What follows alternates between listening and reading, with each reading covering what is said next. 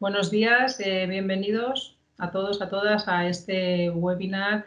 Tenemos hoy el encuentro de estudiantes y egresados de la Universidad de Castilla-La Mancha con la empresa Servatic. Soy Cristina Orcajo, técnico del CIPE. Nos acompaña también como personal del CIPE de apoyo Antonio Martínez, que os atenderá vuestras dudas a través del chat. Y nos acompañan por parte de la empresa Servatic Alberto San Millán Díaz y José Alberto García Charfolé. Alberto San Millán Díaz es Project Manager en Servatic, lleva ya años en la empresa. José Alberto García es responsable de centro. No nos vamos a extender en presentar a la empresa porque están aquí ellos, que qué mejor que ellos. Agradecerles su presencia en este webinar y sobre todo su respuesta siempre que les pedimos colaboración. Estuvieron con nosotros en el foro de empleo también el año pasado, en el foro de empleo online, y volvemos a tener una oportunidad única de conocer la actividad que tiene Servatic. Os invito a ver también el perfil de LinkedIn de la empresa y ya solo viendo el perfil, pues a mí por lo menos me surgen preguntas pues que haceros al final del webinar. Sin más ya, pues os cedo la palabra. Bueno, Gracias. pues arranco yo primero, se me oye bien, ¿no? Sí. Vale, bueno, pues vamos a daros una pequeña charla, ¿vale? Que la vamos a dividir en dos partes. La primera parte la voy a dar yo, que va a ser presentaros un poco lo que es Servatic y el Grupo BAS y qué es lo que hacemos de manera muy rápida, ¿vale? Incluiremos ahí un poco las nuevas tendencias y un poco cuál es el enfoque que estamos dando desde nuestra visión a todo lo que está ocurriendo y hacia dónde se encamina todo lo que es el nuevo panorama digital, ¿vale? Y luego José Alberto os mostrará uno de los ejemplos, ¿vale? Muy prácticos y bastante técnicos, no solo de las cosas que hacemos, sino de una de las tendencias de mercado, pues que ahora es muy demandada, ¿vale? Porque el objetivo también es no presentaros solo algo muy innovador, ¿vale? Sino algo que ya se esté usando en el día a día y que es demandado por las empresas y que puede ser algo muy parecido a lo que os encontréis si os incorporáis a una empresa como la nuestra, ¿vale? Entonces, sin más, empiezo, ¿vale? Quería trasladaros un poco que la visión de lo que es Servatic como parte del grupo BAS, ¿vale? Es convertirse en un referente global en los procesos de transformación de las empresas e intentar hacerlo de una manera muy sencilla, ¿vale? De hecho, el claim de base es Complex Made Simple, ¿vale? Para hacer las cosas sencillas. BAS está compuesta de una serie de marcas, ¿vale? Servatic es una de ellas y cada uno de nosotros tenemos una misión dentro del grupo. Por un lado tenemos lo que es la matriz de BAS, que está muy orientada a lo que es todo el planteamiento de soluciones del negocio y soluciones digitales, es decir, cómo acompañar a nuestros clientes para resolver problemas usando la tecnología. Luego tenemos a Nativo, que es la agencia de marketing y la agencia digital dentro del grupo. Ellos se encargan de todo lo que es la parte de definición de user experience y customer journey, toda la parte más visual, conceptualización de las soluciones, ¿vale? Tenemos también VDShop, que es una empresa más chiquitita, pero orientada a lo que llamamos full commerce, ¿vale? Que lo que ayuda es a las empresas que tienen cualquier tipo de producto o servicio que quieren vender online y no saben cómo hacerlo, ¿vale? Y más allá de lo que es montar la plataforma o el marketplace, lo que les ayudamos es a desarrollar toda su idea de negocio de una manera end-to-end, es decir, desde cómo puedo llegar a rentabilizar mi producto de manera online a implantar todo lo que es la parte más digital y técnica. Y luego está Servatic, ¿vale? Que nosotros estamos muy enfocados en la parte técnica y tecnológica. Casi todos nuestros perfiles son 100% tecnólogos y estamos muy orientados también a todo lo que es la gestión de los delivery centers, que son nuestros centros de desarrollo tecnológico fuera de las grandes ciudades dentro del territorio nacional, ¿vale? Abrimos un centro en 2017 en Cuenca y en 2019 otro en Zamora. Os contaré un poquito más adelante de cada uno de ellos, ¿vale?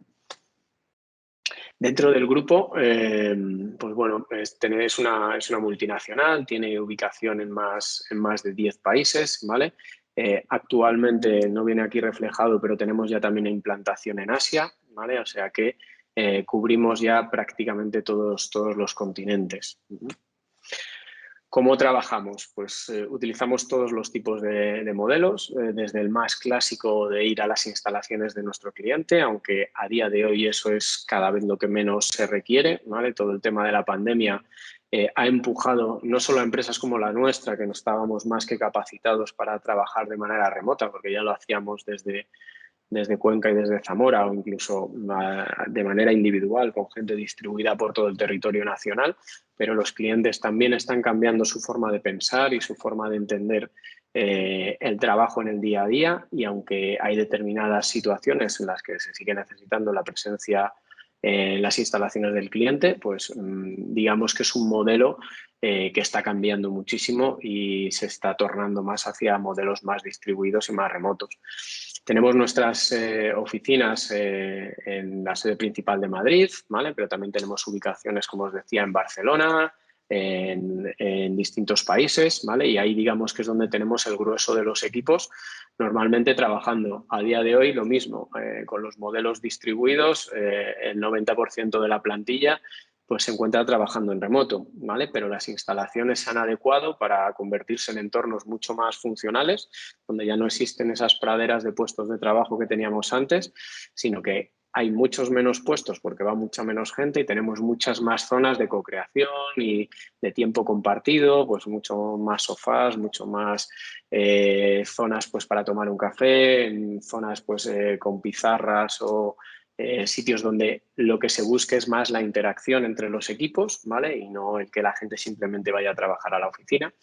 Y después tenemos los modelos distribuidos, ¿vale? Que ahí es donde entra especialmente Surbatic con sus centros de Zamora y Cuenca, pero como os digo, a día de hoy tenemos gente por todo el territorio nacional, tenemos gente en Valladolid, tenemos gente en Galicia, tenemos gente en Andalucía, ¿vale? Incluso hemos tenido gente trabajando en remoto desde Reino Unido y Alemania, y por deciros un caso, tenemos incluso un chico trabajando desde Rumanía porque él era rumano y nos pidió poder volver a su país y seguir trabajando para un cliente de Madrid, ¿vale? Ese tipo de cosas a día de hoy se están haciendo sin demasiados problemas. Y luego tenemos distintos tipos de proyectos, ¿vale? Los típicos basados en llave en mano, o lo que llaman proyectos cerrados, que es donde tú te responsabilizas de todo, desde la definición hasta la implantación del producto, o trabajos más desarrollados con metodologías ágiles, donde lo que se montan son equipos o squads y donde se va definiendo el producto en función, pues, bueno, de las necesidades, de los requerimientos, del feedback que se va recibiendo, ¿vale? Entonces, trabajamos todo el espectro de modelos que os podáis imaginar, ¿vale? Luego hay modelos híbridos entre unos y otros, dependiendo de la fase del proyecto y demás. Para que os hagáis una idea, pues es una empresa cercana ya a los 3.000 empleados, ¿vale? Porque durante este año hemos crecido muchísimo, ¿vale? Y donde ya hemos superado los 200 millones de presupuesto, ¿vale? Nuestros valores pues son la innovación, el compromiso, la agilidad y el talento. Ponemos mucho foco en las personas e intentamos que al final trabajen lo más a gusto posible, porque eso es lo que hace realmente que mejore el rendimiento. E intentamos ser una empresa ágil donde realmente pues, no se pierda el tiempo y no exista un exceso de burocracia, ¿vale? Para que os hagáis una idea del crecimiento de Surbatic en los últimos años, en 2017 éramos 135 y este año ya hemos superado los 400, ¿vale? Con vistas a ser capaces de acercarnos a los 500 al año que viene. La demanda de profesionales con los que nosotros trabajamos pues está en aumento y esperamos pues que este ritmo de crecimiento pues lo podamos mantener durante los siguientes años. Hablando ya un poco más de hacia dónde se enfoca todo y hacia dónde se dirige no solo la tecnología, sino un poco el negocio, ¿vale? de nuestros clientes y cómo lo enfocamos. Hay 5 grandes cosas que, aunque están interrelacionadas, definen un poco hacia dónde está apuntando el mercado. por un lado, lo que se llama el Customer Anywhere. Esto ya es algo que se lleva haciendo desde hace mucho tiempo, ¿vale? Todas las compañías pues intentan que sus canales estén unificados, que cuando yo llamo por teléfono, si luego entro a través de una web, la información esté actualizada, ¿vale? Lo que pasa es que todo esto se está llevando a un nivel inimaginable hasta hace poco tiempo, ¿vale? Y nos ocurren cosas como que si yo he entrado en una web con un perfil mío y luego llamo por teléfono, eso automáticamente está todo perfilado, está todo conocido, la persona que te está entendiendo sabes lo que has visitado, ¿vale? Todo esto va mucho más allá de lo que hasta hace poco pues se empezó a ver con Amazon, de que si yo visitaba un producto pues me ofrecían algo similar y demás. Entonces, ahora mismo el móvil es el rey y casi todo lo que se gestiona de los clientes es a través del móvil, pero de vez en cuando el resto de los canales pues tienen que estar integrados. Context and Cognitive. Esto lo que hablamos es de la hiperpersonalización, lo que os comentaba antes. O sea, ahora los usuarios ya no admiten que cuando yo cambio de canal no sean capaces de recordar por dónde yo he pasado, ¿vale? Y esta hiperpersonalización se está llevando pues igual al extremo, ¿vale? Comentaban el otro día una anécdota, ¿no? Y es cómo es posible que en los restaurantes todavía te pregunten cómo quieres la carne. Si llevas a lo mejor 20 o 30 años pidiendo la carne exactamente igual, deberían de saberlo ya. Todo ese tipo de información y con el IoT pues va a explotar aún más. Todo lo que ahora, a día de hoy, pues nos parece normal en Internet, cuando yo navego, pues que me hagan referencias a cosas que yo he visitado o productos que he consultado que puedan estar relacionados, pues todo eso va a saltar al mundo físico y nos vamos a encontrar con una propuesta completamente individualizada para nosotros, no para nuestro tipo de perfil, que era lo que se hacía antes, donde se intentaba categorizar a la gente. Tema de datamorfosis, pues aquí viene toda la parte de inteligencia artificial y de la gestión del dato, toda la parte de la analítica. Durante años las compañías han almacenado muchísimos datos, muchísima información. En los últimos años han empezado a ordenarlos en todos los data lakes y demás. Ahora se empieza a poder hacer algo de uso de esos datos, pero lo que falta es dotarles realmente de inteligencia, ¿vale? Y que todo ese proceso de conocimiento del cliente basado en su información, pues tenga un punto inteligente donde no dependa de que yo tenga que estar definiendo qué es lo que quiero que haga, sino que una inteligencia artificial sea la que decida qué es lo que debe proponerme en cada momento. Las empresas elásticas, el Elastic Enterprise, esto es algo que se demanda constantemente. Tan pronto un día necesitamos 10 personas para un proyecto, como al día siguiente necesitamos 5, o en nuestro departamento en determinados momentos del año necesitamos 5 personas, en otros momentos necesitamos ser 20, ¿vale? Todo esto que muchas veces se cubría pues con trabajos temporales, contratos temporales y demás, pues está saltando a todo lo que es el mundo de la robotización, los RPAs, donde lo que se hace es intentar generar empleados digitales, ¿vale? No solo permitiendo escalar este tipo de trabajos, donde yo puedo levantar tantos robots como necesite, sino liberar a los humanos, ¿vale? De aquellas tareas que realmente no aportan valor y que se pueden hacer mediante robotización, ¿vale? Todo esto está cogiendo también muchísimo peso. Pero no nos olvidemos de una cosa, ¿vale? Todo esto al final lo hacen personas, ¿vale? Los robots los construyen personas, los mantienen personas, los administran personas y las personas van a seguir estando en el centro de todas las compañías, ¿vale? Al final la pelea por el talento pues está siendo brutal. A cualquier foro que vayáis seguramente se hable de esto, de la carencia de personal cualificado que hay para todo esto y todo el mundo está empujando y lanzando iniciativas para paliar todo esto, tanto las administraciones públicas como la educación, como las propias empresas, ¿vale? Encontraréis un montón de programas orientados a la generación de perfiles digitales, ¿vale? Y no nos olvidemos también de que parte de los consumidores también tienen que adaptarse y también tienen que aprender, ¿vale? No podemos dejar a parte de la población fuera de todo este cambio y todo este nuevo paradigma digital. Y esto es un poco hacia dónde se dirigen los mercados, las compañías y dónde están poniendo el foco, ¿vale? No hemos hablado de la nube, porque la nube a día de hoy, pues, como antes Internet se ha convertido en algo que se da ya más o menos por hecho, ¿vale? Todas las empresas de una manera u otra están trabajando en la nube, tanto nubes públicas como nubes privadas.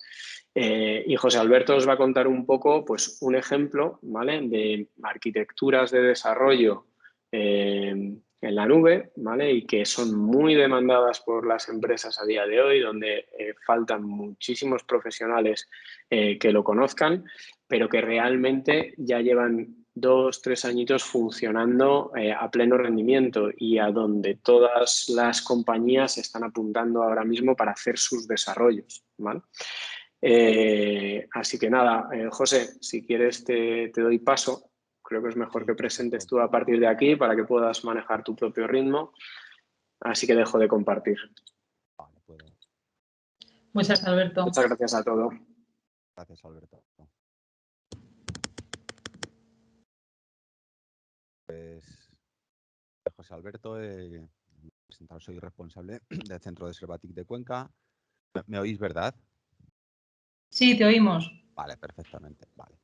Bueno, pues continuamos. Vale, voy a hacer una pequeña introducción a una de las tecnologías, como ha comentado Alberto, que está muy demandadas ahora. Bueno, tecnología, por decirlo así, más que tecnologías, casi como la presentación es un paradigma, ¿vale? Porque se tiende ahora mucho a lo que es hacer desarrollos con lo que sería la parte de orientada a todo a los microservicios, ¿vale? Y bueno, para un poco introducir el porqué de los microservicios, a día de hoy, estos últimos años que está trabajándose con ellos prácticamente casi todas las empresas, es un poco la tendencia y lo que ahora está de moda porque tiene una serie de bondades que bueno, os voy a ir contando, ¿vale? Tradicionalmente, como que podéis ver, había, bueno, si veis aquí en la parte izquierda, se solían hacer aplicaciones monolíticas, ¿vale? Una aplicación monolítica entendida como tal es una aplicación que en sí se puede decir que tiene toda la parte de tanto capa de acceso a datos, lógica de negocio en el que se hace la manipulación de esos datos, incluso la interfaz de usuario pues solía y suele ser, porque todavía es común que quedan muchas aplicaciones con este tipo de tecnologías, estaban empaquetadas dentro de lo que sería la misma aplicación, ¿vale? El tipo de tecnologías, bueno, yo un poco entendiendo en lo que, bueno, lo que más entiendo y tal, que sería la parte de mundo Java, las tecnologías, pues bueno, cualquier capa de acceso a datos como puede ser con Hibernate, Ibatis, cualquier framework de persistencia que se pueda utilizar, lógica de negocio, pues bueno, orientadas como habitualmente suele hacer en cualquier aplicación que se hacían actualmente, orientadas un poco a servicios también. Interfaz de usuario, aquí aplicaría cualquier tipo de interfaz de las que se utilizan, que también había un montón de frameworks por la parte del mundo Java, que bueno, se pueden utilizar templates con Velocity, Hibernate, HTMLs, HTMLs tradicionales. Incluso, bueno, en esta parte de aplicaciones se empezó un poco a utilizar ya en los últimos años un poco lo que serían llamadas a servicios REST, que ya se utilizaban para traer datos, pintar tablas, ¿vale? Y no dejar todo el peso de la aplicación, de la interfaz de usuario en la parte del backend, sino que también llevarse alguna de esta parte al front, ¿vale? ¿En qué nos encontramos ahora, ¿vale? Pues un poco como veis en la parte derecha, esto ha tendido un poco a cambiar, ¿vale? Y lo que se ha pretendido definir con estas nuevas arquitecturas orientadas a microservicios es hacer un conjunto de pequeños servicios que están interrelacionados entre sí, ¿vale? O no. Ahí, como podéis ver, una interfaz de usuario o un cliente final o otro servicio, ¿vale? Que estaríamos en la parte superior de la imagen. Podría invocar a un microservicio que a su vez podría llamar a 1, 2, 3 servicios, los que fuesen necesarios. Y podrían tener persistencia o no, ¿vale? Como veis, los de abajo tienen acceso a base de datos, podrían no ser el caso, podrían acceder a unas colas, simplemente hacer unos cálculos o devolver alguna serie de datos de configuración. Cualquier cosa cabría dentro de un microservicio y en sí esta nueva tecnología, como podéis ver, bueno, lo que pretende es dividir el código y no ser como una aplicación monolítica que es mucho más difícil escalar. En este tipo de microservicios estaría un poco el código más localizado, ¿vale? Y este tipo de bondades, pues bueno, ahora un poquito más adelante os lo voy contando, ¿vale? Las características de los microservicios o de un buen diseño de los microservicios, pues serían, bueno, aquí os he puesto unas pocas que creo que entre todas, por decirlo así, nos van a ayudar a definir muy bien lo que es un microservicio, ¿vale?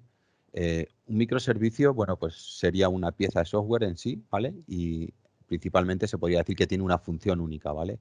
No se suele o no sería una buena práctica tener un microservicio que haga, por decirlo así, la mitad de la lógica de la aplicación, ¿vale? Podría ser, pues, un microservicio se encarga solamente de la gestión de usuarios, otro microservicio se encargaría de la gestión de las facturas, otro microservicio se encargaría de el tratamiento de datos y extracción de reportes, ¿vale? Entonces, la función debería de ser lo más única lo más única posible dentro de un microservicio para que luego podamos escalar y tener esas funcionalidades bien definidas, ¿vale? Si hacemos una aplicación con un microservicio que hace todo, realmente no estamos haciendo microservicios, ¿vale? Independientes. Como habéis visto atrás, puede haber relación entre los microservicios, ¿vale? Pero deben de ser independientes, lo más independientes posible. Un microservicio debería de, en sí mismo, poder desplegarse y funcionar sin tener dependencias, ¿vale? Sí es cierto que, bueno, es una dependencia que un microservicio puede traer datos de otro, ¿vale? Para eso se orquesta luego todo esto y se permite que haya llamadas entre diferentes microservicios. Habitualmente suelen ser llamadas de tipo REST. Otra característica, aquí bueno, voy a meter algún concepto también de la parte de Spring, del Spring Cloud, que es un poco, aunque os cuente más adelante, Spring, pues bueno, de la parte de registro de autodescubrimiento compró o adquirió la parte de Eureka, que es el servidor que desarrolló Netflix para este registro de autodescubrimiento.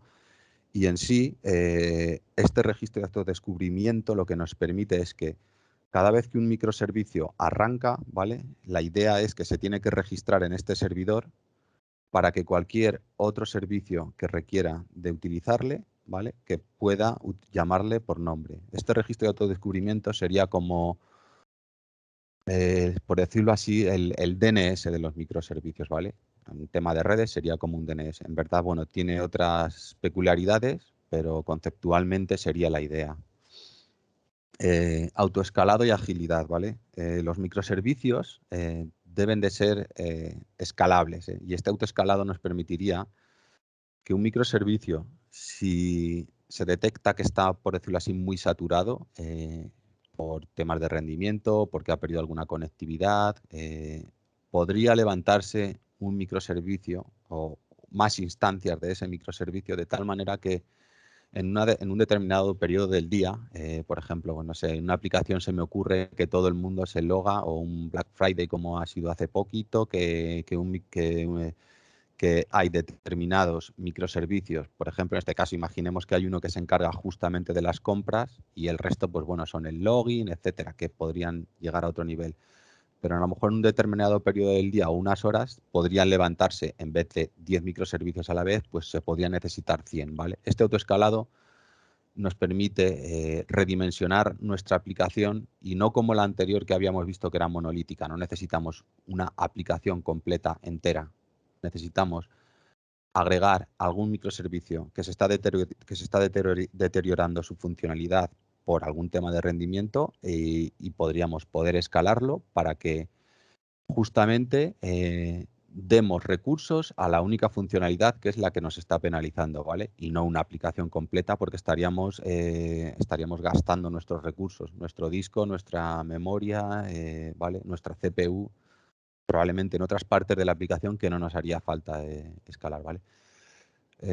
Otra propiedad, otra característica es la confiabilidad y la tolerancia a fallos, ¿vale? Los microservicios en sí también tienen que tener alguna especie de, se puede llamar de o resiliencia o circuit breaker como cortocircuito, ¿vale? Spring nos proporciona también esta funcionalidad, de tal manera que si un microservicio falla, podemos ofrecer un camino alternativo, ¿vale? Para que podría ser o consultar a una base de datos secundaria o no sé si una caché falla, ir a traer las cosas directamente de base de datos, y toda esta configuración o todo este desarrollo, ¿vale? Se tiene que hacer también dentro de los microservicios. Otra propiedad que tienen es el balanceo de cargas, ¿vale? Como os he contado antes, simplemente por este autoescalado y agilidad podríamos tener muchos microservicios a la vez funcionando. Este balanceo de cargas que los microservicios deben de tener nos proporciona, se puede configurar o depende de la necesidad de la aplicación de diferentes maneras, ¿vale? Pero bueno, una de las más simples, más sencillas, que suele ser un round robin, ¿vale? Este balanceo pues nos permitiría que todas las peticiones que pasan por un gateway, por un punto de entrada, ¿vale? Se vayan balanceando a cada uno de los microservicios que tenemos levantados en ese momento para no llegar a saturar todas las peticiones con el mismo microservicio, ¿vale? Y si algún microservicio ocurriese que deja de funcionar durante un periodo de tiempo, ¿vale? Esto está también un poco relacionado con el punto anterior. Ese microservicio se puede dejar en stand-by durante un periodo de tiempo hasta ver si conseguimos que levante o que su penalización de fallos ha bajado, ¿vale? Entonces, en ese caso se podría volver a reutilizar ese microservicio y si no, pues bueno, habría que ver qué ha ocurrido realmente y quizás sea mejor pararlo, rearrancar uno nuevo, ¿vale? Eso ya un poco también estaría más relacionado con la explotación de la aplicación. Y luego, por último, otra de las propiedades que tienen que tener los microservicios es una configuración centralizada. Esta configuración centralizada, para una aplicación muy pequeña que puedas tener 5 o 6 microservicios, quizás no tenga o demasiado sentido, pero podéis daros cuenta de que probablemente necesitemos tener alguna aplicación muy compleja, cientos de microservicios, ¿vale? Pues otra característica es poder configurar tanto las propiedades de cómo funciona cada uno de ellos como cadenas de conexión, accesos a base de datos, etcétera, centralizarlo en un mismo punto, de tal manera que si se cambia algo de configuración, el resto de microservicios, simplemente por estar registrados todos, ¿vale? Que están registrados, como os he comentado antes, en un mismo servidor, que para Spring, por ejemplo, sería Eureka, los microservicios se darían cuenta de que esa configuración ha cambiado y tendrían que actualizarla, ¿vale? Con todas estas características que os acabo de comentar, ahora vienen un poco las ventajas, ¿vale? Que nos ofrece el desarrollo con microservicios. Una de las principales ventajas, ¿vale? Es la adopción de nuevas tecnologías, ¿vale? Para mejorar nuestros procesos. ¿Por qué? ¿Por qué viene esta facilidad de adopción, ¿vale? Esta facilidad de adopción es muy sencilla, ¿vale? Simplemente nosotros, yo ahora os voy a contar, vais a ver un pequeño detalle de un microservicio hecho con Spring, ¿vale? Con Spring Boot, pero no los microservicios tienen que estar todos ligados a la misma tecnología. Se puede desarrollar un microservicio en Node, en PHP, en cualquier otro lenguaje que nosotros consideremos. ¿Qué nos permite esta característica que os comenté antes? No sé si recordáis que los microservicios, voy a volver un segundito atrás, aquí os comenté, perdona, que tenían que tener una función única, ¿vale? Una función única e independientes. Por tanto, una buena arquitectura de microservicios nos permitiría adoptar una nueva tecnología para un microservicio concreto, ¿vale? Desplegarlo en nuestro entorno y poder invocar ese microservicio. Y puede estar hecho en Node, cualquier otra tecnología que no es, por ejemplo, una tecnología Java, y nos va a permitir que nuestra aplicación funcione correctamente probablemente esa tecnología que hemos puesto nueva nos es muy útil para hacer una funcionalidad que a lo mejor en otro lenguaje no sería casi imposible de realizar, y nos permite integrarlo todo de tal manera que no es un dolor muy grande como una aplicación monolítica en la cual no puedes montar una infraestructura tan grande, sino que simplemente te dedicas a hacer algo muy concreto, ¿vale? Y desplegarlo.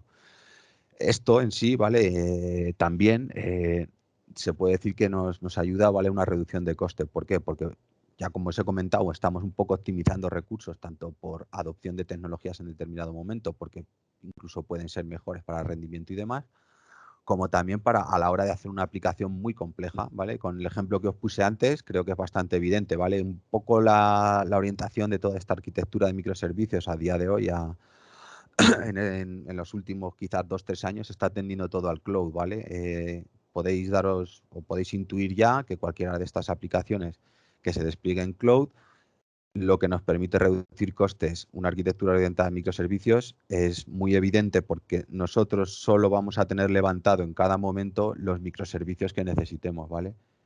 Es decir, que si nosotros en unas determinadas horas de la noche nuestra aplicación funciona con un software mínimo y tenemos que tener levantado una batería de 10 microservicios que es nuestra aplicación, pues con esos 10 microservicios la tenemos funcionando perfectamente. Y si a una hora de, yo que sé, las 4 de la tarde en la cual hay muchas compras, pues bueno, podemos levantar simplemente los microservicios que necesitemos. Vamos, más que levantar los que necesitemos, es levantar más instancias de los que necesitamos mejorar su rendimiento, ¿vale? Por tanto, bueno, se puede decir que estamos reduciendo costes, ¿vale? Ya sabéis que la computación en cloud, pues bueno, es coste por hora, por CPU, etcétera. Por tanto, bueno, cuanto más afinemos ahí nuestro rendimiento, que esto nos lo permite hacer, con mejor coste, mejor rendimiento bruto tendremos de nuestra aplicación. Esto ya un poco más orientado con temas de desarrollo. Los ciclos de liberación para los microservicios también son mucho más rápidos, ¿vale?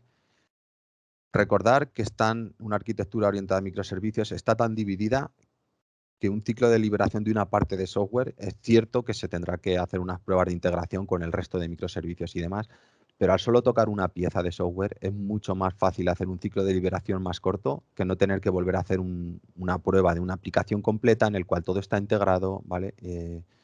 Es una cosa también bastante evidente. Y los equipos de desarrollo, pues evidentemente también pueden ser más pequeños, ¿vale? ¿Por qué? Porque estamos hablando de una tecnología concreta y una serie de servicios más concretos en el cual el conocimiento funcional que un equipo de desarrollo tiene que tener con respecto a una globalidad de una aplicación, aquí ya no existe en la misma medida, ¿vale? Un equipo puede desarrollar 1, 2, 3 microservicios, encargarse de esa parte, de mantenerla, de mejorarla, con lo cual también incluso haríamos una mejora en lo que son los equipos, ¿vale? Bueno, ya he dado un poco la introducción de lo que son microservicios, ¿vale? Os voy a hacer una pequeña introducción porque me gustaría luego contaros un pequeño punto en el que podríamos ver una aplicación realizada con Spring Boot. Entonces os voy a hacer una pequeña introducción a lo que es Spring porque con unos conocimientos básicos, que no sé si alguien ya aquí en la charla, alguno de los oyentes ya conozca la parte de Spring, pero bueno, os voy a dar unas pequeñas pinceladas, ¿vale? Para tener un poco detalle, ¿vale? Vale, una arquitectura básica con una aplicación de Spring, ¿vale? Se puede decir que tendríamos una parte frontal, ¿vale? La cual está fuera del ámbito de Spring, ¿vale? Una aplicación frontal aquí puede ser una aplicación realizada en Angular. Como sabéis, Angular, bueno, si alguno tiene la suerte de poder conocerlo, o React o Vue, ¿vale? Cualquier otro de estos frameworks de desarrollo que están tan de moda en estos últimos años también para la parte frontal, pues Angular también se puede dividir en una serie de plantillas en la cual vamos a visualizar nuestros datos, una serie de componentes que pueden ser componentes de página o componentes orientados a lo mejor al negocio, a la conexión a nuestros datos, etcétera, y una serie de servicios que, pues bueno, pues llamar a unos providers para hacer las conexiones HTTP, manejar datos en sesión del navegador web, etcétera, ¿vale? Esta aplicación Angular, como os he comentado, será la parte visual que va a llamar a nuestro backend, ¿vale? Ahí es donde entra Spring Boot, ¿vale? En esta parte de nuestro backend, bueno, Spring Boot en sí es mucho más que solo la parte de servicios REST que os voy a contar ahora y de microservicios, pero bueno, un poco por centrarnos en la parte de la presentación, ¿vale? Aquí es donde entraría la parte de Spring Boot, en esas llamadas HTTP que nos llaman desde el frontal, en la cual tendríamos un controlador, ¿vale? Que ahora os enseñaré un poco más en detalle cómo se puede implementar. Controlador que sería el que hace de punto de entrada para esas peticiones y el punto de salida para esas peticiones también. Es decir, sería nuestro servidor REST, ¿vale?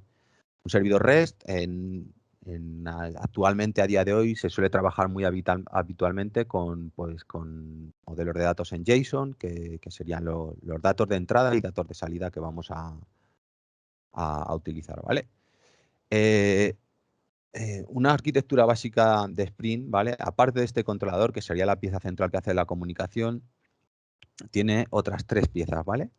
Sería una parte de modelo, que sería nuestro modelo de datos, ¿vale? Que sería nuestros beans de Java que están mapeados o relacionados con una tabla de la base de datos o una entidad o un conjunto de tablas, ¿vale?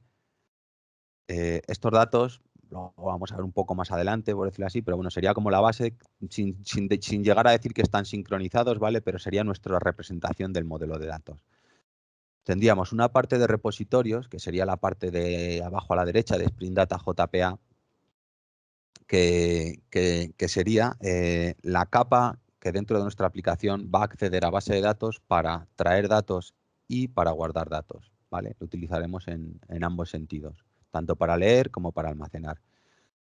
Y esta capa va a ser la que nos va a proporcionar una serie de consultas, una serie de inserciones, de actualizaciones y algunas mejoras que nos proporciona Spring, como poder tener una caché dentro de nuestra aplicación y demás, ¿vale? Esto lo hace a través de Hibernate, también no sé si os puede sonar o no. Sé que hay un montón de términos y no quiero entrar mucho más detalle, ¿vale? Y luego, por último, Spring también, para tener una aplicación un poco bien ordenada, nos faltaría una capa de servicios, que sería la parte que se encargaría de traer 1, 2 o 3 datos, hacer la manipulación o lo que tenga que hacer con esos datos y devolver el control a nuestro controlador, ¿vale? Que sería el que al final va a devolver los datos a nuestro cliente. ¿Vale? Con esto, si queréis, un poco os voy a contar lo que es la base de Spring, ¿vale? Spring se basa en la parte de un montón de cosas, por decirlo así, pero la más importante es la inversión de control, ¿vale? La inversión de control, esto lo que significa básicamente es que el framework toma el control de nuestro programa, ¿vale? En este caso, una aplicación que, por decirlo así, tradicional Java, al añadirle esta capa de Spring, o bueno, esta capa, más que esta capa, este framework, por decirlo así, le estamos otorgando a Spring la capacidad de gestionar por nosotros un montón de cosas de las cuales nosotros perdemos el control. ¿Por qué? Porque lo hace él por nosotros, ¿vale? ¿Para qué sirve esta utilización de un framework, ¿vale? Basado en la inmersión de control? Pues nos ayuda a desacoplar código, ¿vale? Nos da mucha mayor facilidad a la hora de testear cosas, ¿vale? Porque nos permite testear cosas más aisladas, además de que el framework, como ya nos proporciona algunas partes que están más que testadas y probadas, nos olvidamos de tener que testarlas nosotros. Nos proporciona una gran modularidad. Y además está implementado con una serie de patrones de software que bueno, nos permitirá pues, bueno, simplemente a través de lo que vais a ver un poco más adelante, pues de una manera muy sencilla, tener como un patrón factoría para obtener instancias de clases, con lo cual nos evitamos hacer news por todo el código, es decir, que simplemente utilizaremos el framework para que nos dé los bin apropiados, el patrón de strategy para poder utilizar en cada momento lo que necesitemos, el service locator exactamente igual, ¿vale? Para obtener servicios y un poco también una de las partes más importantes de Spring, que sería la última, que es la inyección de dependencias, ¿vale? Que nos va a permitir dentro de nuestro código, simplemente con una anotación, obtener del contexto de Spring una entidad que esté por ahí funcionando. Puede ser un servicio, puede ser un repositorio, puede ser cualquiera de las cosas que hemos visto antes. ¿vale? La inyección de dependencias, ¿vale? Que implementa la inversión de control para resolver estas dependencias nos permite obtener objetos, ¿vale? Que están controlados por Spring en un proceso que se llama la inversión de control, ¿vale? Podríamos resumir este proceso como obtener una dependencia externa dentro de un componente de software simplemente con una notación que vamos a ver más adelante, ¿vale? Os cuento 4 puntos de Spring, ¿vale? Vamos a volver atrás y os voy a contar un poco esta parte de aquí abajo, ¿vale? Lo que sería la parte de Spring Boot para hacer un microservicio. Vamos a ver un controlador REST, cómo se hace, un servicio, cómo se hace, un modelo, también vamos a ver cómo implementar un modelo con la capa de Hibernate, ¿vale? Y un repositorio con JPA que nos va a permitir utilizar estos modelos para leerlos de la base de datos. Vale, un poco aquí resumiendo y luego si queréis lo vemos ya más en código.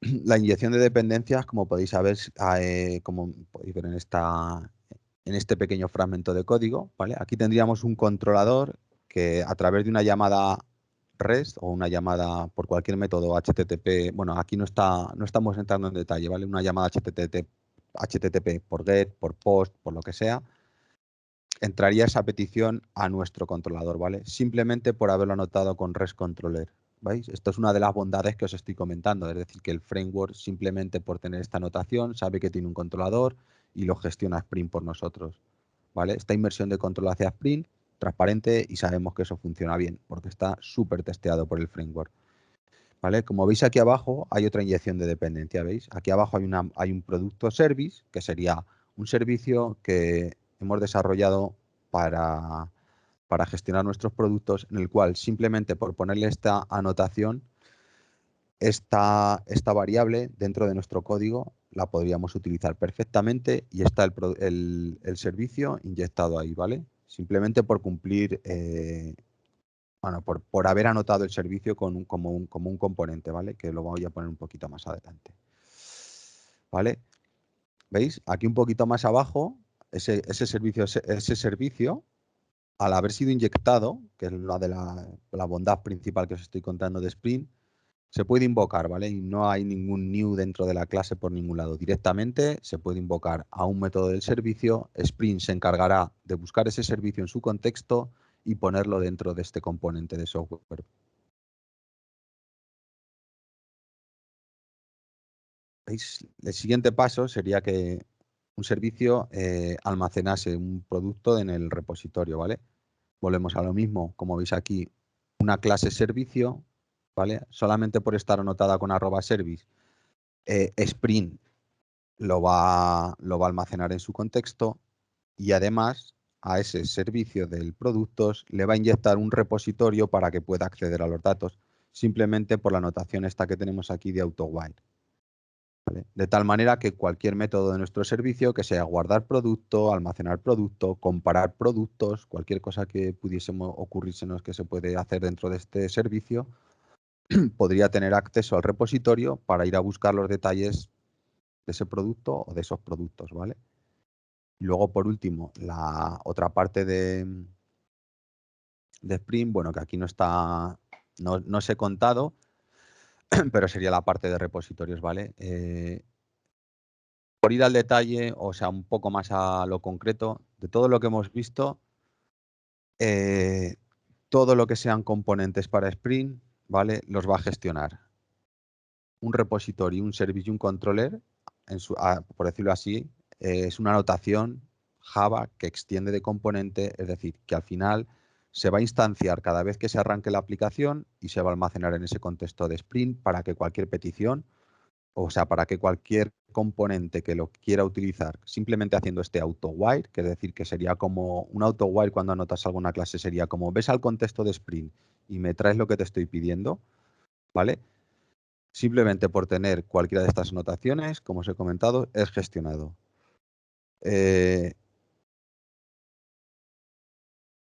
¿Vale? Resumiendo un poco lo que os he contado antes, ¿vale? Una petición entraría por el primer componente, que aquí está arriba, no lo he anotado como REST Controller, ¿vale? Entraría por su controlador. El controlador es capaz de leer una llamada HTTP, sacar los datos, extraerlos y utilizarlos para devolver el resultado, ¿vale? Esta petición, a su vez, de esos datos que ha extraído, llamará a un servicio. El servicio ejecutará una lógica de negocio para la petición, la que sea. Lo que os he comentado, tratar de buscar un dato, comparar un dato, lo que sea. Y por último, ese servicio podría acceder a uno o varios repositorios o a ninguno, ¿vale? Para obtener o no datos, dependiendo de lo que sea. Ya, como os he comentado antes, se me ocurre que el servicio podría comparar dos productos o dos precios con una serie de características y devolvernos un resultado y quizás no tiene ni que hacer un acceso a los datos, ¿vale? Pero por regla general se puede decir que un controlador, ¿vale?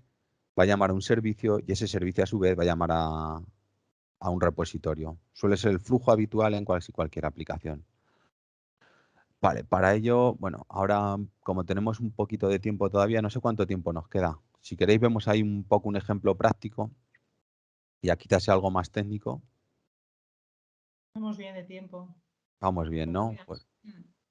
bueno, pues un ejemplo práctico, bueno, lo tenía preparado. Quería haberlo hecho aquí casi en directo, pero lo deja un poquito preparado por no sabía si me iba a dar tiempo o no ahí en 15 minutos hacerlo o no. Y digo, pues bueno, un poco ahí para que nos hagamos todos una idea. No os voy a contar todo el tema de descubrimiento, registro de microservicios, etcétera, pero sí por lo menos que tengáis un concepto global de qué es un microservicio, ¿vale? O cómo se hace con Spring un microservicio, con Spring Boot, para ser exactos.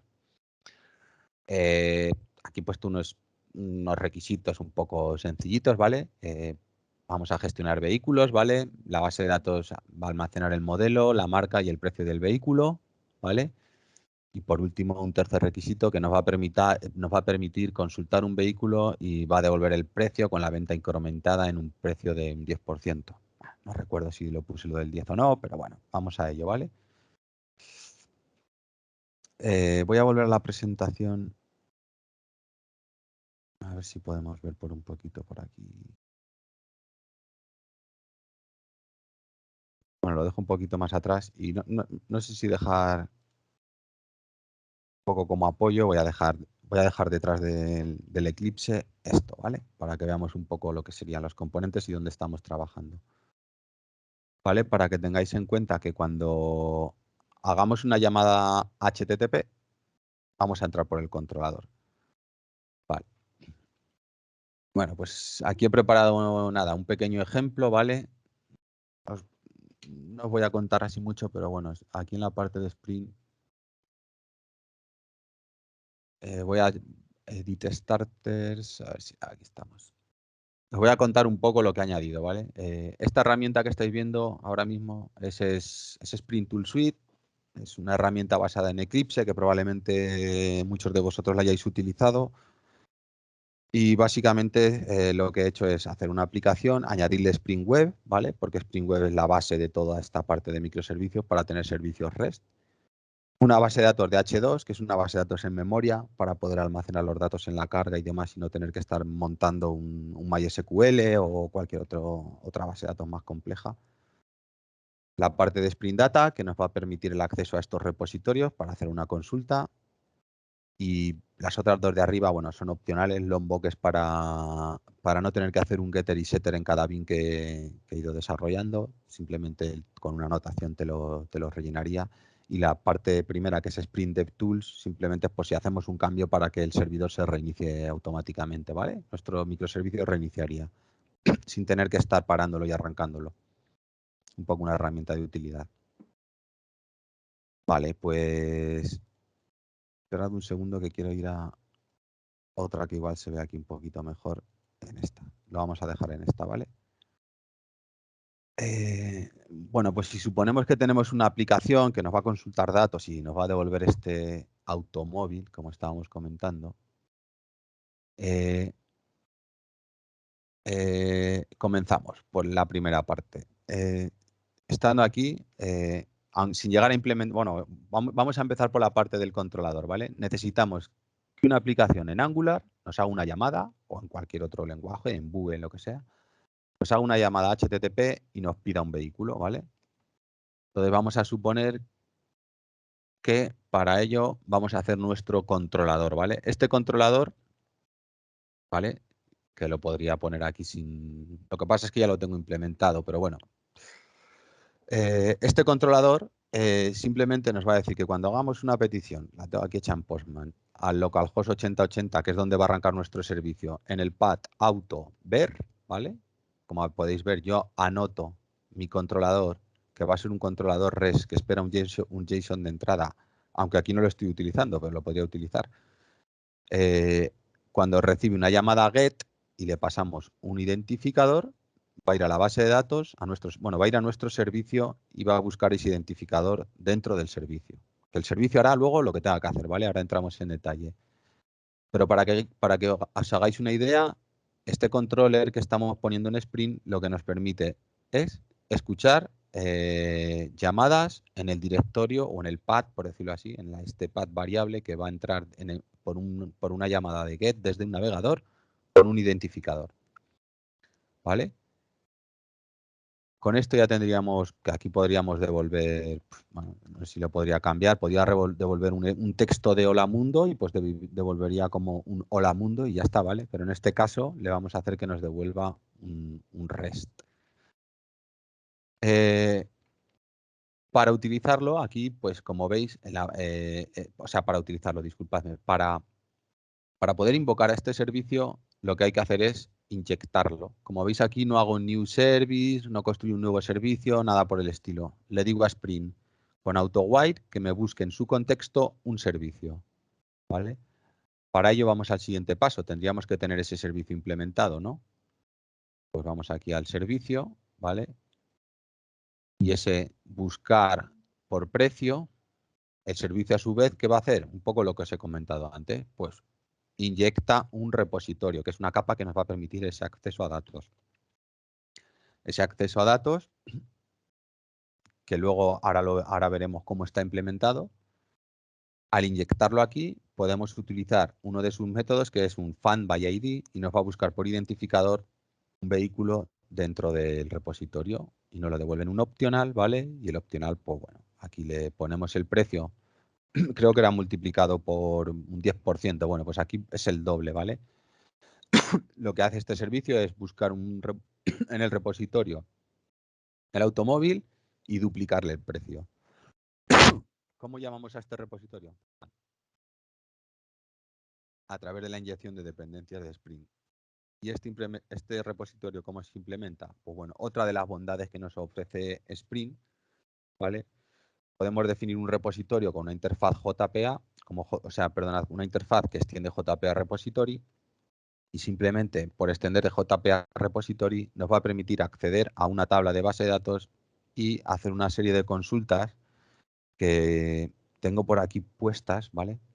Bueno, está en la parte de Spring. Estáis viendo ahora el explorador, ¿verdad? Sí, ¿no? Bueno, pues aquí en esta parte, Spring utiliza los repositorios de JPA, sus propios repositorios que han implementado ellos, simplemente extendiendo una interfaz y utilizando una serie de convenciones, ¿vale? En este caso, en vez de configuración para las consultas, que también se puede añadir configuración en los repositorios, de una manera muy rápida y muy simple para que podáis tener un vistazo de cómo se accede a datos, se puede utilizar cualquier tipo de esta sintaxis de find by, alguna propiedad de la entidad, que ahora la muestro la entidad también, y pues bueno, se le busca una propiedad y se le dice que sea menor que, mayor que, igual a, ¿vale? Entonces, o find by ID, o sea que con este caso, yo estas que la vienen por defecto, pues se podría utilizar. Pero yo aquí podría poner que os voy a contar este repository que es de automóvil, ¿vale? La última parte ya para cerrar el círculo que faltaría es saber qué entidades están guardando en la base de datos, que para ello Spring Boot utiliza Hibernate por debajo, ¿vale? Y simplemente anotando una entidad con @entity, esta entidad va asociada a un repositorio. O sea, perdonad, más que a un repositorio, al repositorio que haya preconfigurado en Spring, que en este caso es una base de datos en H2, ¿vale? Pues estas entidades ya son gestionadas por nuestro repositorio y pueden ser accedidas, manipuladas, guardadas, lo que sea necesario a través simplemente de esta clase, ¿vale? Que le hemos dicho que trabaje con la entidad automóvil, que sería el autorrepository, ¿vale? De tal manera que, bueno, ahí ya tampoco era no es tampoco el objetivo de la charla y tal, pero bueno, se podría, pues, si quisiésemos buscar por todos los coches cuyo ID sea mayor que, pues buscamos greater than o equal, ¿vale? No te digo que sea copiarlo y ya está, pero podríamos, perdonad, se ha quedado en segundo plano y no sale. Ahora, es decir, aquí podría agregar, disculpad, un find by a greater than equal, ¿vale? Y podría poner un método que me devolviese un automóvil, ¿vale? Y esta consulta simplemente por poniéndole aquí un ID, lo que sea. Vale, simplemente poniendo el ID devolveríamos un automóvil y se podría invocar este método y como veis no hemos picado ni siquiera ni una consulta SQL, ¿vale? También se puede hacer, pero bueno, como os he comentado, no es el foro tampoco. Y bueno, ya por último, simplemente porque veáis esto en funcionamiento, ¿vale? Y ya termino. Tengo aquí ya preparado un postman, ¿vale? Como os he comentado, que llamaríamos a localhost 8080 autover, ¿vale? Y simplemente invocando nos devuelve el identificador 1, que es el vehículo que le hemos pedido, con la marca 0, modelo 0 y el precio 5.000. Simplemente yo los había precargado aquí en esta clase, ¿vale? Pues había precargado, bueno, pues un range de 0 a 10, o sea, se supone que hay 10 coches, ¿veis? Y valen todos lo mismo. De tal manera que, bueno, que si yo dijese ver el 2, pues debería de devolverme el 2 y la marca es 1 porque en el bucle le he incrementado y demás.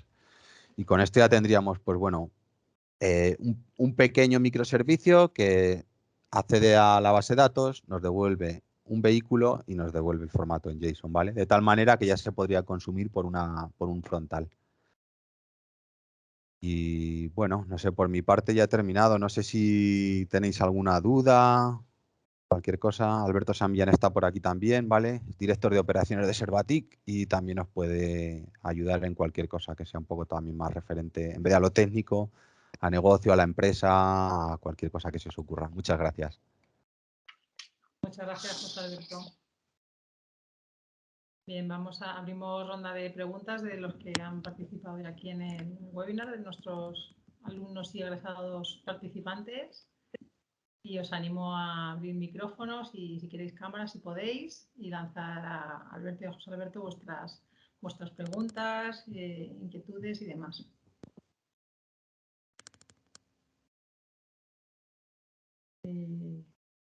Yo veía antes de empezar animaros con las preguntas. Les suele costar un poco, pero bueno, os tienen ahí también ya de contacto y si luego alguna pregunta les surge, suelen contactar con los ponentes. Yo antes preparando este webinar ya nos conocemos, que habéis participado, os conocemos como empresa, habéis participado en foros y en más actividades que hacemos desde CIPE, pero me animo a lanzaros la pregunta viendo el crecimiento tan grande que según habéis comentado y hemos visto también en LinkedIn de ese crecimiento tan grande en los últimos 6 meses, que casi un 18%, bueno, los datos nos habéis dado vosotros también. ¿Qué perfiles estáis incorporando a vuestras oficinas, a vuestras sedes o en remoto, que nos habéis dicho que trabajáis en remoto prácticamente todos? Asisten hoy a este webinar, nos pasa varias veces gente de muchos perfiles. Entonces yo ahora pienso independientemente de perfiles 100% tecnológicos, pienso en personas de otros perfiles que pueden incorporarse y con el crecimiento de Servatic se necesitarán en vuestra empresa. Quería que si nos podéis comentar algo. Gente con experiencia, su primera experiencia en el área de legislación, hay gente de derecho, esas conexiones máquina-humanos, que en algunos foros sí que se ha abierto debate sobre qué necesitáis las empresas tecnológicas incorporar a vuestras organizaciones para hacer ese trabajo. Pues, que os animéis a los que igual no hay aquí un ingeniero informático, que sí que me consta que se han inscrito informáticos e informáticas en el foro, en el webinar, pues que nos animéis si hay cabida para esos otros perfiles. Vale. Bueno, pues os cuento un poco. Evidentemente, el foco y el 90% de los perfiles que nosotros incorporamos son técnicos, ¿vale? Por dividir muchísimo, tenemos gente muy experta, con mucha experiencia, que necesitamos que sean referentes técnicos para el resto, y luego, como hay tanta falta de personal cualificado a nivel técnico, pues gente junior de carreras técnicas tipo pues eso, teleco, informática, pero casi os diría que cualquiera que realmente tenga una cierta inquietud por la tecnología y que quiera terminar de formarse con nosotros, ¿vale? Nosotros tenemos cursos introductorios donde formamos un poco a la gente y demás. Evidentemente, no todo el mundo vale para ese tipo de trabajo. Y luego, como resultado del crecimiento, ¿vale? Que tenemos más en la parte técnica, pues evidentemente sí necesitamos incorporar perfiles pues de todas las disciplinas, ¿vale? Porque pues a más gente, pues más necesitas ampliar el departamento financiero, departamento administrativo, departamento de comunicación, marketing, ¿vale? Entonces, al final llevas de todo, pero evidentemente en nuestra distribución, pues ya te digo que lo grande es realmente la parte técnica, como es normal, ¿vale? Pero evidentemente hemos ido incorporando también perfiles de ese estilo, porque gestionar a toda esta gente, pues tiene una parte también pues, de generación de nóminas, de recursos humanos, ¿vale? Equipos de selección, ¿vale? Para atraer talento. O sea, al final tenemos un poco de todo.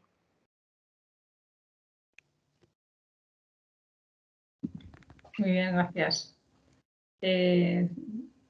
¿Alguna pregunta para Alberto y José Alberto? Chicos, chicas, ¿os animáis?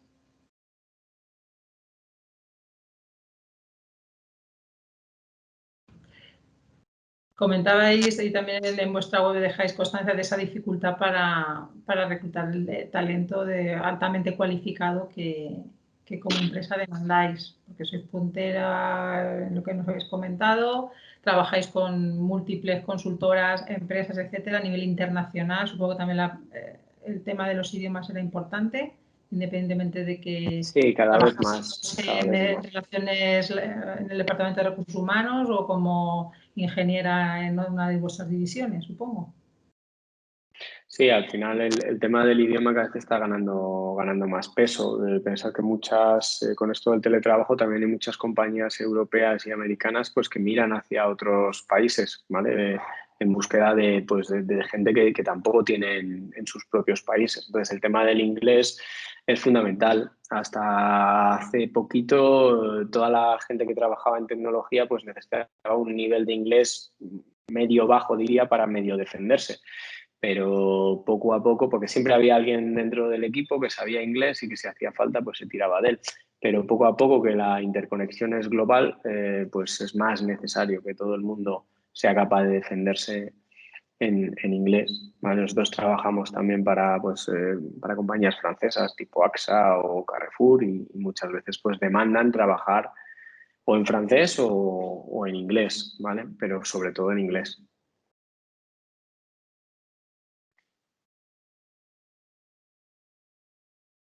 Gracias. Y bueno, si no hay ninguna pregunta por parte de los que habéis asistido al webinar, si la podéis hacer con el micro o escribiendo al chat. Hola, tenemos una preguntilla, Antonio. Bueno, pues soy Antonio, como antes me he presentado.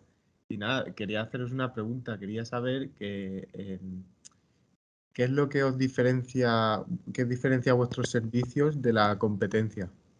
Quería saber así qué es lo más destacable. Uh-huh. Bueno, a ver, al final nosotros competimos contra compañías que son muy conocidas en el sector, ¿vale? Tipo Everis, Accenture.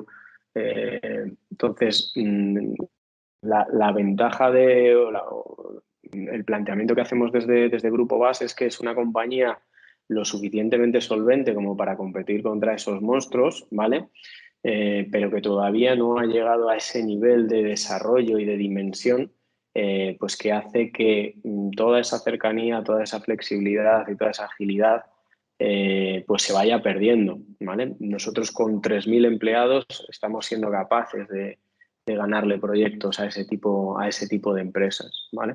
Entonces, digamos que para nosotros lo más importante es la cultura que tenemos como compañía, ¿vale? Donde intentamos pues, ser diferenciales más en el día a día, porque a día de hoy la tecnología es algo que se da por sentado, es una commodity, cualquiera puede ir y fichar a alguien que sepa de algo, de blockchain, de inteligencia artificial o de lo que sea, ¿vale?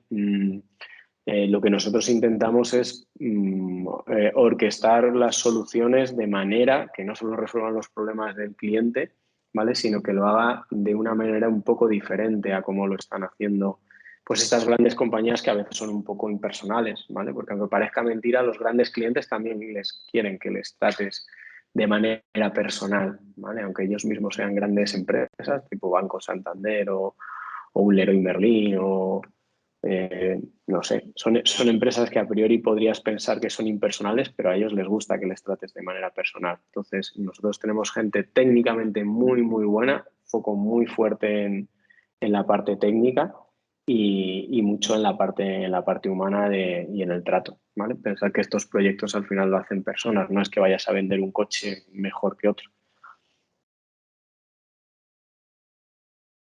Muy bien, muchas gracias. Vale. ¿Alguna pregunta más? ¿Os animáis? Pues nada, muchas gracias a todos por venir y A habernos vosotros escuchado. por acudir a nuestra llamada, Alberto, José Alberto, muchísimas gracias y os deseamos un 2022 lleno nuevamente de proyectos, que continuéis con ese crecimiento y consolidando ese crecimiento de forma tan exitosa y nada más. Muchas gracias y mucha suerte a todos también, ¿vale? Muchas Cualquier cosa que os gracias. necesitéis, tenéis nuestro contacto y hablamos, ¿vale?